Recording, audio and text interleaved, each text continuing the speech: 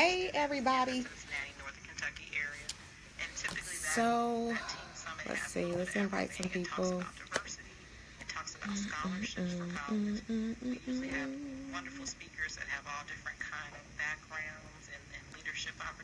Let's invite some people.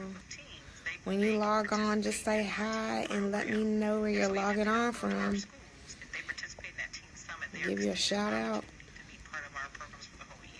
Hey, I see some people joining. Can you please invite somebody to join? Yes. I'm going to figure this out one day. Oh, looks like we got a few people on.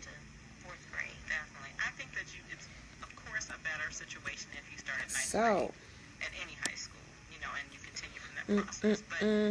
don't forget to tune in, www.inspiration1050.com, or you can stay live on here. I'm going to read your comments as they come in. Hey, Kelly. Hey, Ralph. Hey, Curl. Hey, CJ. See who else is on.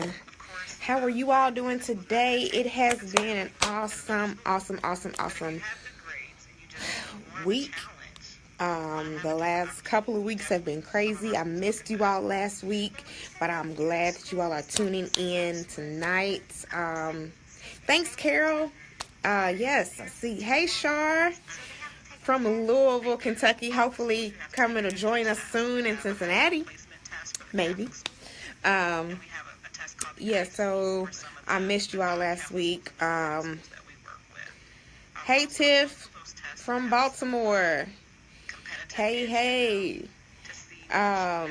So tonight we're going to be talking about some marriage trends that we are seeing. And I am not a marriage counselor. I am not a certified professional marriage counselor. Let me say that first. I am speaking from experience, observation, and analytical perspective, and as a divorcee. So yes, I'm speaking from that perspective tonight, and someone who's dating. So, and just seeing my friends kind of going through this process. So I just wanted to we're in wedding season now, and a lot of people are rushing to the altar to get married. So I want you all to know a couple of things, or consider a couple of things before you get married. And I want to make sure that you all can hear what's going on the radio station right now. I've got some earphones plugged in near the microphone, so you should be able to hear if we have any callers today. Let me know if you can hear. Give me a thumbs up or something, whatever. So yes, if you're just logging on, please share our live broadcast. Will be going on soon.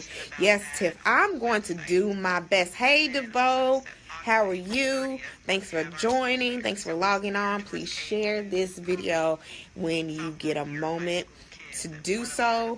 We're going to be speaking. Yes. Call in. Hey, Charlotte. Nashville's on. Kendra, Nashville, Memphis, Lexington, everywhere. Hey to my godfather from Louisville. He has joined us. Yes. Yes, we do need to reconnect very, very, very soon. Things have been crazy, busy. God is definitely opening up some doors, and I want to publicly thank him for that and give him all glory and honor belongs to him. Hey, Tiff, y'all don't know, I cut a step in here again. So share the video when you can. I'm excited for this season and what God is doing. I know maybe you saw my post earlier today, and listen, when you put those things out into the atmosphere, I prayed and asked God to do something for me.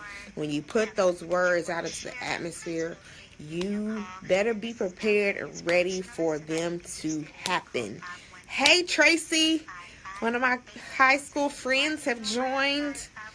Lexington in the house. Please share this video. We have a few people on. We will be going live very, very shortly. It looks like we're almost at 6:30.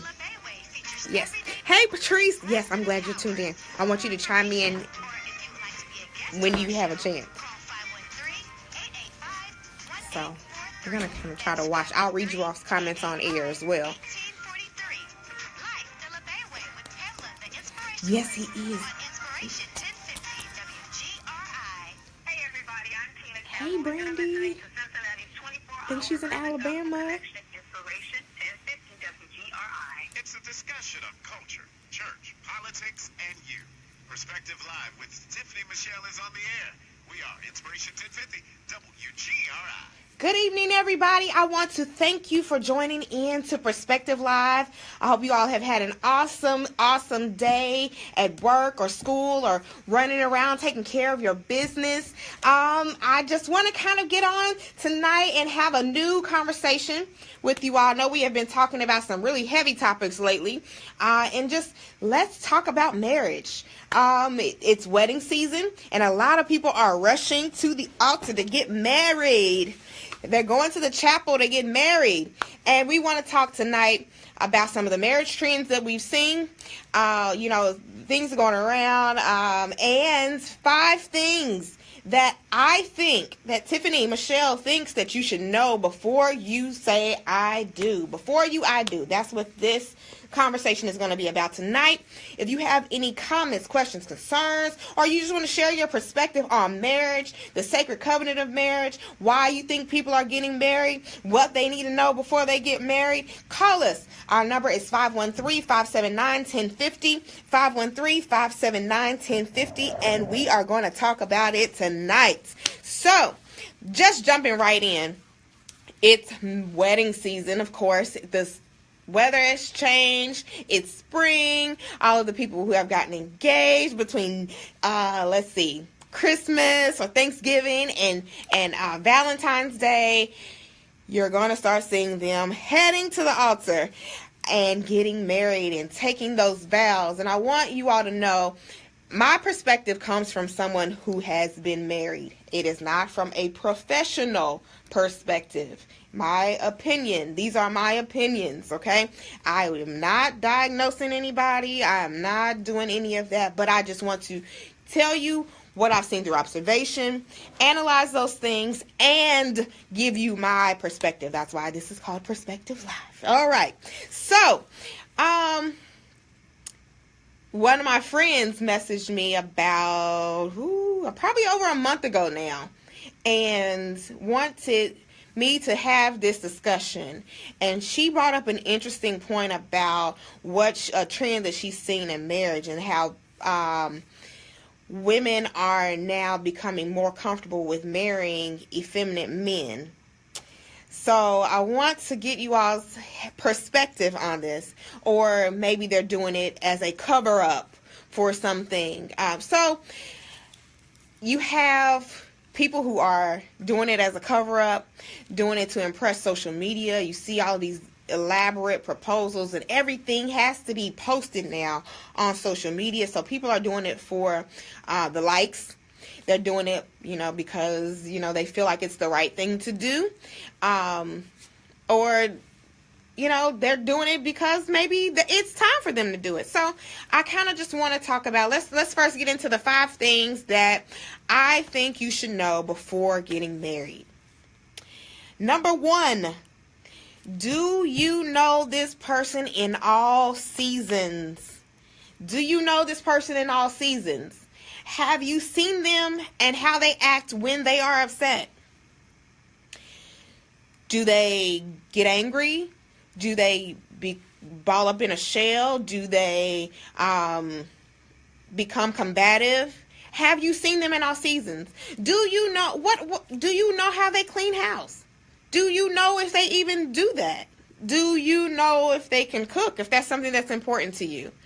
What have you seen them in all seasons? And I know that as Christians we teach that you don't live together before you're married. I know that we teach that. But there are ways to find out how a person is really, how they really are before you get married. Because find out a lot of times you don't know these things. You don't know how they are when they're angry. You don't know if they're emotionally abusive or verbally abusive when you get married until after you're in that situation. So, number 1, do you know them in all seasons? Number 2, what does your family have? Somebody said on our Facebook Live, can you spend the night for a week? I don't think that's a bad idea, but that's just my opinion. I don't think it's a bad idea to see how, and I think some people may even be able to get past that whole, pass the test for that week, but some may not.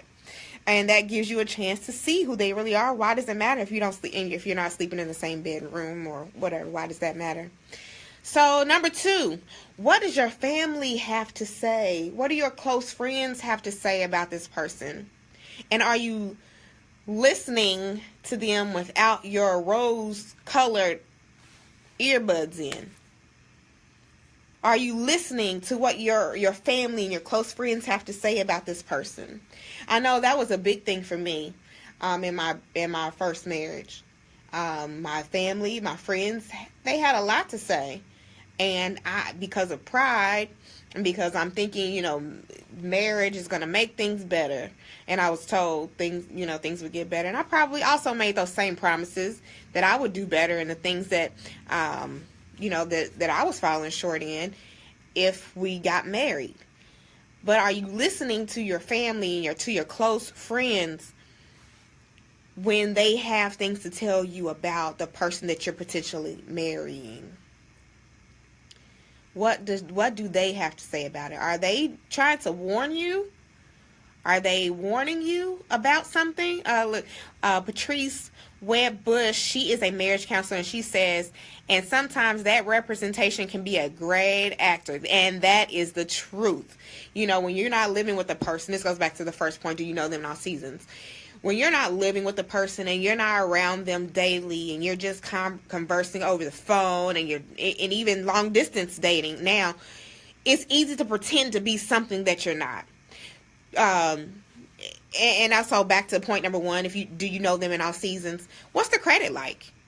Have they had any repossessions? Do they take care of their bills? Do they take care of their responsibilities? Do they pay their child support? Do they see their children regularly? How involved are they, in their family, in their community? Do you know them in all seasons? And number 2, what does your family say about them? Tracy from Lexington writes, I wish I would have known my own voice. I was so young and he was too. Yes, and that happens. And we don't give ourselves enough credit. And we don't listen to ourselves and our inner voices say, you're probably not making the best decision. And especially when we're young, we have a lot of pride. And it's hard to put that aside because in that, youthful stage, we're thinking, I'm going to prove the world wrong. I'm going to prove the world. Yes. Do they have, what's the credit like? Will you be able to rent an apartment? Because, do they have any evictions on their credit report? Those are things that you need to know before you get married. How are they? Can they hold down a job? Okay? These are traits that you need to, when you're combining and taking that step toward marriage, it's very important that you are aware of what your family situation will look like once you get married. Kanita Turner writes, a lot of people put up a front. People don't want to admit they are in a failing relationship. Some suffer just to uphold an illusion. Brittany writes, by the way, okay, thank you. Thank you so much. Thank you for joining us, Pastor Dunn. Yes, so what is your family and what are your friends saying about this person? And are you able to listen and take that constructive advice from them without being offended? All right. Number 3, what do you want? Do you know what you want? And what if they can't give you what you want? What are your deal breakers? What do you want? What if they can't give you what you want? And what are your deal breakers? What do you want? Y'all might need to write this down. I think I might need to put this in, put this somewhere, write this somewhere. What do you want? What if they can't give you what you want? And what are your deal breakers? A lot of times we stay in situations longer than we should because we don't know what we want. We don't know what we want. And when they can't give us what we want, we don't know how to walk away. And we don't know what our deal breakers are. So, for an example, there's this thing that I've been watching. Patrice, she's a marriage coach. She's a certified marriage coach. And she actually did our couples counseling. And I love her for that. She is awesome. And there's this thing she's been talking about, and it's emotional abandonment. So that is when, you need your partner to be there for you in a way, and they can't. They are continually kind of abandoning you emotionally. And that you either, have a coping mechanism to deal with that, or it just leaves you frustrated, confused, and you don't really know where you stand in your relationship, but you continue on with the illusion that things are fine. Let's see. Kanita writes, people fall in love with potential and not reality. That is true. We will get to that later. Tracy writes, number 3 is so very important. I didn't know what I wanted. I knew what other people, church, family wanted for me, and I was stuck and very afraid and extremely lonely. I lived inside myself. Yes. Yes, yes, yes, yes, yes. I totally understand that, especially when you're in an abusive relationship and you really can't talk about it with anybody, and not just physically abusive, but emotionally abusive or verbally abusive relationship. You live inside of yourself because you live in fear. You know what, and that's the thing, is I knew what my parents wanted. That goes back to number 2. What did your family say? I knew what my parents wanted. I knew that they did not want me in that relationship, but I was too prideful to break away. After being divorced, that to Jeffrey White's point, what about deal breakers after the marriage? After marriage, I knew what my deal breakers are. Deal breakers were after that. I knew what I had enough of what I didn't want to know what I didn't want. I had enough of what I didn't want to know what I didn't want. I knew what I wanted.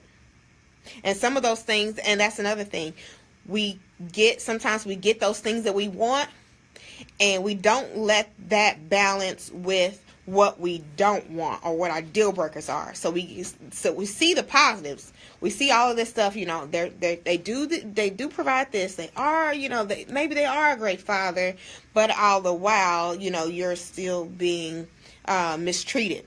So I had enough of what I didn't want to know what I didn't want. And sometimes it takes those, going through those phases in your life to see, write down what you don't want. Is this a deal breaker? If they can't give you what you want, is that a deal breaker for you?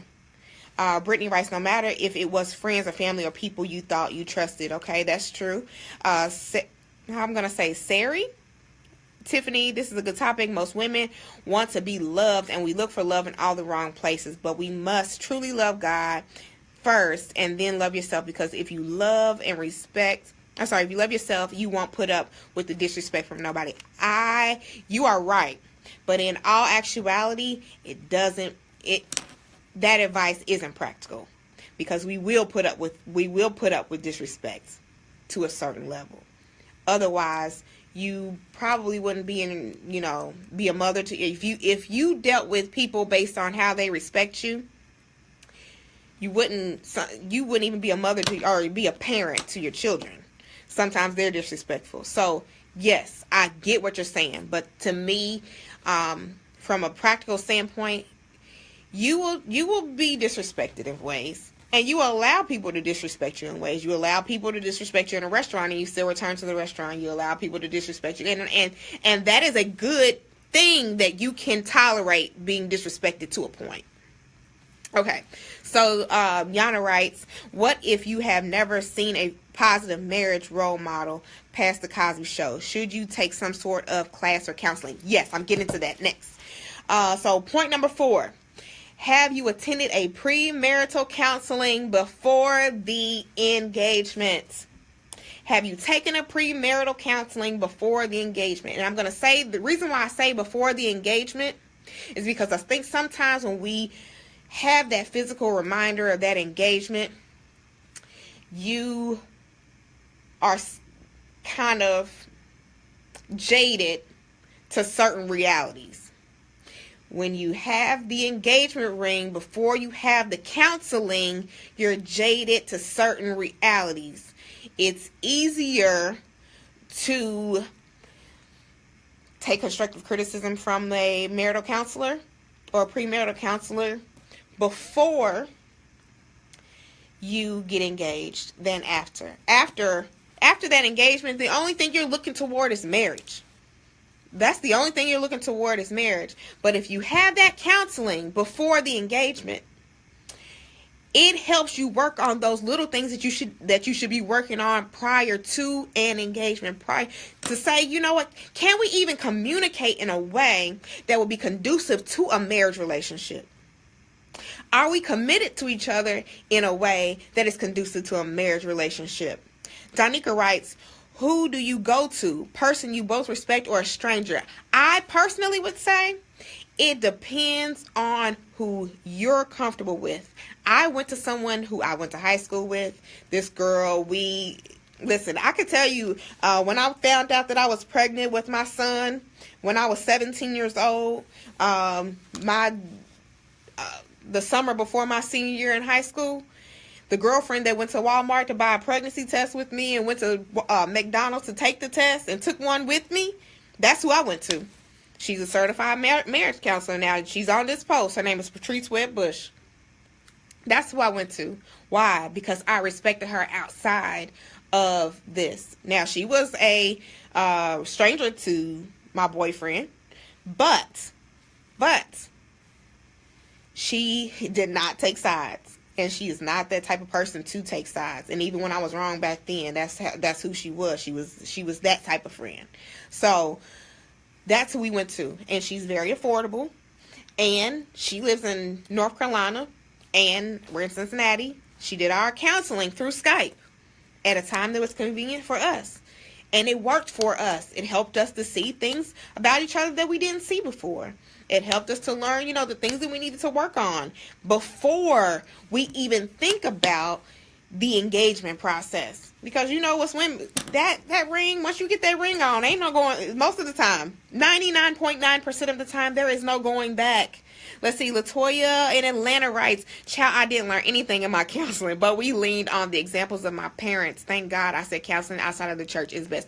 I agree. I went to marriage counseling in my first relationship, in my first marriage. I was letting them know that I was in an abusive marriage. And the attitude was to stay in that marriage and fast and pray and seek God and let God change him and things like that. That's what the attitude was, or that's what the advice was for that. So I didn't learn much. I didn't learn much at all when I did marriage counseling before. But this time, Patrice is a Christian woman, and she is married, and she is an awesome mother, and she speaks from experience, and she's also knows the practical applications for the information that she teaches. So, and she gave us a lot of great advice. So counseling before the engagement, because it helps you to deal with the reality without being jaded by that engagement ring, without being jaded by a wedding date. Because a lot of times we get that wedding date set and there's no turning back. That's how, you can say what you want to say. But 9 times out of 10, a lot of us knew prior to the wedding date that marriage was something that we shouldn't have been in. And had we gotten that raw advice prior to the engagement, it may not have happened. It may have saved a lot of people. And I will say this. Some churches are not equipped to deal with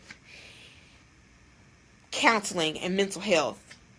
And some of those things come out in premarital counseling sessions. So Donika writes, being you have been counseled in the church and out, would you say it was best for one to go to somewhere that will stay out of the spiritual realm? I say find what works best for you. I would say find someone who is educated in marital counseling or family marital counseling or couples counseling. Find someone who is educated and specializes in that also has a Christian background, if that's important to you. So find someone who has both.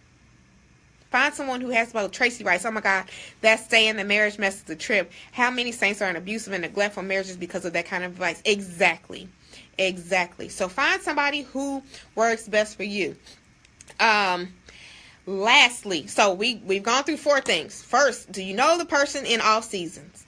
How's their credit? How are they when they get mad? Do you know what type of person they really are? Can they keep a job? Do they have repossessions? That's number 1. Do you know them? Do you really know them? Do you really know them? Number 2, what does your family and your friends have to say? What do your family and friends have to say? And are you listening to them without being jaded by your rose earbuds or your melodic tones or whatever? Are you listening to them? Number 3, what do you want? What if they can't give you what you want? And what are your deal breakers? What do you want? What if they can't give you what you want? And what are your deal breakers? Number 4, have you attended a premarital counseling before the engagements? Even if you are engaged, still attend the premarital counseling. You still need to do that. But you need to attend it with an open mind. You still need to attend it with an open mind. And going in saying, you know what? We don't even really know each other. We don't even really know how we communicate in all seasons. We don't really know how we communicate about everything. Now, that's an important thing, communication. We're going to get to that. Ooh, we're running out of time. So, number 5, love, kids, sex. No one thing is enough to keep you together. No one thing is enough to keep you together. The kids aren't enough to keep you together.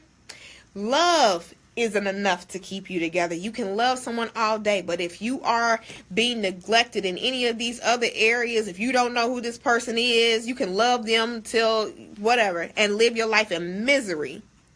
No one thing is enough to keep. And I will tell you, sex will keep a lot of relationships. Sex will extend a lot of relationships past its due date, past the deadline. Sex is not enough to keep you together. Not enough to keep you in a marriage. It's not. So, what I would say helps keep marriages together. You need to know that person, and you need to know who you are. You need to know who you are. Who are you? Who are you outside of this person? What are your personal relationship goals? Brittany writes, I'm a Christian as a Catholic as a Christian, if you can understand. Yes, I do understand. Donika writes, I feel that marriages fail due to the lack of communication on both parts. So, the things that I would say, keep a relationship together: communication, commitment, and work. Communication, commitment, and work. How do you communicate? Do you understand each other? One of the things that Patrice taught us in our counseling was, are you communicating with compassion? Are you communicating with compassion? Are you listening with compassion? That was one of the first things. It was just like, you know what? A lot of times we're listening and we communicate to prove our point and we only want to be heard. But are you listening and communicating with the other person in mind? Are you being, what's the word? Are you being combative with your words? Yes, communication is definitely the key. That is one of the most important keys. Can you communicate with your partner about your shortcomings? And are they receptive? Are they receptive? When you communicate to them, even when you communicate to them about a problem that you may have with them, are they receptive? Do they seek to understand when you have, when you're feeling a certain way? Bottom line, every situation is different. Every marriage has its challenges. Yes. If you want it to work, be transparent in the process. Yes. And a part of that transparency is communication. It's communication. And you have to be vulnerable sometimes in your communication. I know that was one of the issues that I have, is I tend to start guarding myself when I'm communicating, or feel myself becoming vulnerable. I can almost feel that shell just come over me because of, past rejection. Having balanced identity is important. Yes, it is, Tracy. He needs time and a life for him, and you need time and a life for you, and then you have a life that you are building together. That is absolutely necessary. That was one of the things that Terrence said he needs. He needs some space. He needs, that time to do the things that he likes to do, like play basketball with his friends or going to do other things with his friends. That's what he likes to do. And he needs space and opportunity to de-stress from his day, from, doing whatever that he's doing during the day. If it's him doing his work on his computer, or him playing the video games, or whatever, he needs his space. And we have to be receptive, because I think at first I was like, space? What do you need space for? You don't need no, I was probably like that at first. And was I even really listening to what he said? And, sometimes we take those things to mean, they need space to cheat. When that's not what they're saying. So are we communicating in a way that we're being understanding and compassionate to our partner? Let's see, commitment. So you need communication, you need commitment. Are you committed to communicating and to doing the work that you need to do to make your relationship successful? In communicating, one must avoid seeking to win and or be right. Yes, and that's something I learned in my Franklin Covey's 7 Habits of Highly Successful or Highly Effective People training, was, creating those win-win 7 habits. Char's going through that right now too. It's, you have to come up, and they were saying compromise really isn't the best thing. You have to come up with a win-win. Yes, habit 4. What is it, Char? Habit 4 of Franklin Covey's 7 Habits of Highly Effective People. I know I can't remember them off the top of my head, but actually, sorry, it's the win-win. I believe it's the win-win. Yes, it's the win-win. You have to create a win-win. So are you committed to doing the work? So if your partner tells you, comes and say, babe, I need this from you, are you committed to say, you know what, I'm not going to look at it as, a fault, or I'm not going to look at it as someone is pointing the blame or pointing the finger, but my partner is asking something of me that I can give them. And because I'm committed to this relationship and they've communicated with me, I'm willing to do the work. So, yes. So you have to be marriage is work. And are you committed to doing the work daily? You have to work on your relationships before the engagement. And it has to be an intentional process. If your partner is telling you, hey, I need this, or this is making me feel a certain way, you have to be intentional to putting your best foot forward. Yes, you have to be intentional of putting your best foot forward. Let's see. Yeah, so Franklin, if you have not done the Franklin Covey 7 Habits of Highly Effective People training, it is awesome. Read the book. take the training if you have any, opportunities to take the training. It is awesome. It's a long training, but it definitely helps you in all areas of your life, whether it be corporate or, your personal or, life, life at home, your other partnerships, your marriage. It helps with all of that. So it is awesome. So take that. We are wrapping up today's show. I just want to thank everybody for tuning in. And these are things just to consider before I do. You have to have communication, commitment, and the commitment to do the work. 5 things to know before you get married, before I do. Do you know them? Do you know them in all seasons? Number 2, what does your friends and family have to say?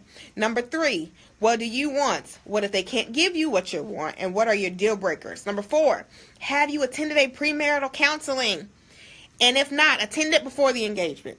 Number 5, love, kids, sex. No one thing is enough to keep you together. I want to thank you all for tuning in. Have a great evening. We will see you next Thursday, 6:30 p.m. for Perspective Live. I'm your host, Tiffany Michelle. Have a good evening. You've been listening to Perspective Live with Tiffany Michelle. Sorry, guys. Hey, one thing that my fiance and I have agreed to is never to go to bed angry or with negative energy. That's a great point, Tracy. Because it does definitely set the tone for your bedroom. And that should always be a place of comfort, a soft place to fall, a place for you to go and kind of be away from the cares of the world and just kind of like be and relax with your mate. Thanks, Patrice. I have learned a lot. I'm gonna always keep pushing. It Takes Two marriage coaching. I learned so much, and we're still doing the work.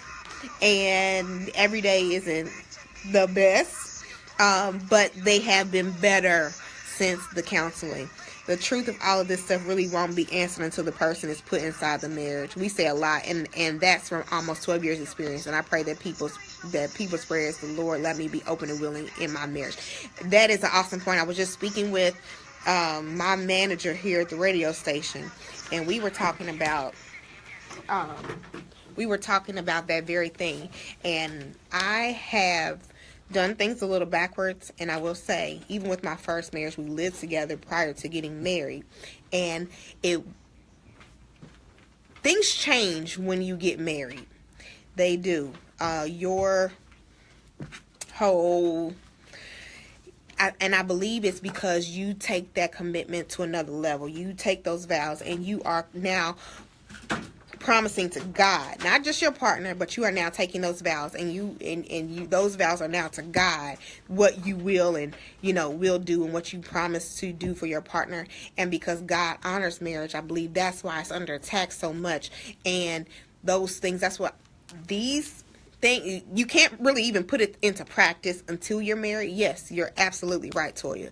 But these are things that you need to know before you get married. Becoming one takes years. Yes, it does. Or should I say be tested? Because I've went to bed plenty of times mad at my spouse because it really still flesh human, so it won't always. It's not. And even in any relationship, it isn't. But it's nice to have that commitment to your partner that you won't go to bed angry. Yes, the attacks turn up. I greet him like he is so special when he comes home from work. Yes, I do too. When he gets home, I make sure let him know that I'm happy that he's home. Blending the family. Yes. Do you know if that person likes children? Do they want children? How is that? Just in case anyone is interested in premarital counseling, marital counseling, we would love to help. We are out of Charlotte and Takes Two marriage coaching sessions. Yes, the Skype sessions were awesome because we didn't have to drive to an office. We could just sit in the comfort of our own home at a time that was convenient for us and do the work instead of, sometimes it can be a dread to go to counseling, but it was not. And there were so many different activities, blending families. I wish I really could have touched on that tonight. I've seen so many people rush into relationships and they have children. I think Terrence and I dated for about 6 months before I even introduced him to my children. And they didn't even know him as somebody that I was dating. They knew him as somebody who was just taking their pictures. Because I wanted to see how he was with children. Because he does not have many children. Yes, you would love to talk. I have a monthly tea, Tracy, up here that's it's called the Survivors Tea, and we do talk about that healing after the failed relationships. I would love for you to come. It's usually one Sunday a month. Maybe I'll come to Lexington and do it. I think I have a space where I can do it there. So maybe I'll come to Lexington and do it. Let's see. If you all would attend something like that, it would be absolutely free. Andre, you done heal now. Where are you at? He's coming. He's coming. He's coming in a Honda. No. Another key is to continue to do the things that got you. Yes, I agree, Anthony. And so that's where the communication piece comes in, because when the person stops, it's your responsibility as their partner to tell them, hey, this is what attracted me to you. This is what kind of got my attention. So, you got to step it up. And if that person's committed to doing the work, they will step up and start doing those things again. We could do it in Lexington, really. I mean, honestly, I could come down there. That's fine. Let's see.